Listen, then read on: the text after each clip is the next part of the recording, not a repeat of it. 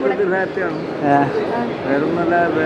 സച്ചിൻ ബാബുവിന്റെ അതായത് ബിരിയാണി എന്നൊരു സിനിമ കണ്ടതോടുകൂടി അദ്ദേഹത്തിന്റെ ഒരു ആരാധകനാണ്.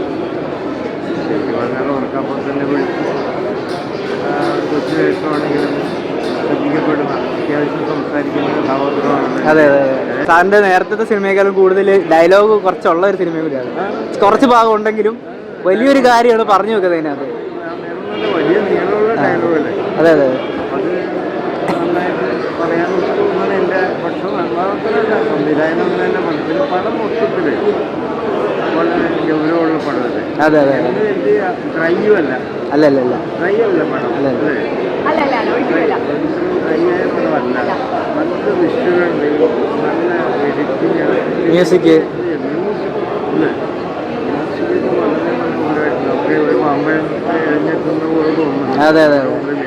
പിന്നെ അമേസിംഗായ സിനിമയുടെ പ്രകടനം, സിനിമയുടെ മാത്രമല്ല പ്രമോദ് വെളിനാട് എല്ലാവരും എനിക്ക് തോന്നുന്നു കൊച്ചു വേഷങ്ങളിൽ ഒന്ന് എല്ലാവർക്കും സ്പേസ് ഉണ്ട്. എല്ലാവർക്കും സ്പേസ് ഉണ്ട്. എല്ലാവരും കുറച്ചാണെങ്കിൽ എല്ലാവരും ശ്രദ്ധിക്കപ്പെടും. അപ്പം ഞാൻ സന്തോഷവാനാണ്. ഇതിപ്പം എനിക്ക് കണ്ടുന്ന എൻ്റെ അടുത്തേക്ക് ആളുകൾക്ക് വളരെ ഗൗരവമായിട്ട് കാണും. അതെ അതെ. എന്തായാലും സകൽ സിനിമകളും വരണ്ടേ? അതെ അല്ലേ? അല്ലാതെ അടിച്ചുപൊളി മാത്രം പറ്റില്ല. എനിക്ക് തോന്നുന്നേ ഇത് ഈ പറഞ്ഞ പോലെ ഡ്രൈ അല്ലാത്തതുകൊണ്ടും തന്നെ നമ്മുടെ ഉള്ളിലേക്ക് ഒരു ബീജ് നോക്കിക്കൊണ്ട് ഈ വിഷയങ്ങളൊക്കെ എത്തും. അപ്പം നല്ലൊരു സിനിമയാണ് അല്ലേ? നല്ലൊരു ട്വിസ്റ്റ് ആൻഡ് റിയാലിറ്റി കോമ്പിനേഷനാണ്. ടോട്ടലി കമ്മിറ്റഡാണ്. കലാമൂലി ഫസ്റ്റ് ഹാഫ് കലാമൂലി ആണെങ്കിൽ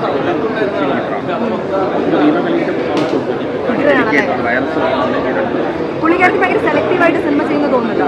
ബാലചുരുവത്തായാലും കലികളായിരുന്നു നല്ല മൂവീസൊക്കെ പണത്തോടുള്ള കലയോടെ കാണും.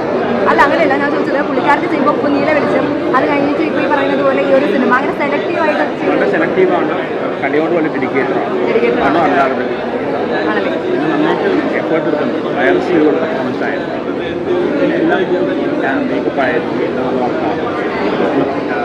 പ്രകൃതിയാണ് കളിക്കുന്നത്. പൊളിറ്റിക്സ് ഉണ്ട്, മിത്തുണ്ട്, എല്ലാം ഉണ്ട്. എല്ലാവർക്കും പല ലെയേഴ്സിലൂടെ പോകും. അതിൻ്റെ ഡാൻസ് നോക്കുന്നതാണ്. എല്ലാവരും തിയേറ്ററിൽ ഒരിക്കലും തിയേറ്ററിൽ കാണുന്നു.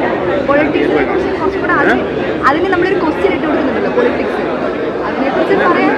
എല്ലാ മെഡിക്കൽ സയൻസും എല്ലാം വരുന്നത് ആ സ്റ്റോറിയാണ്.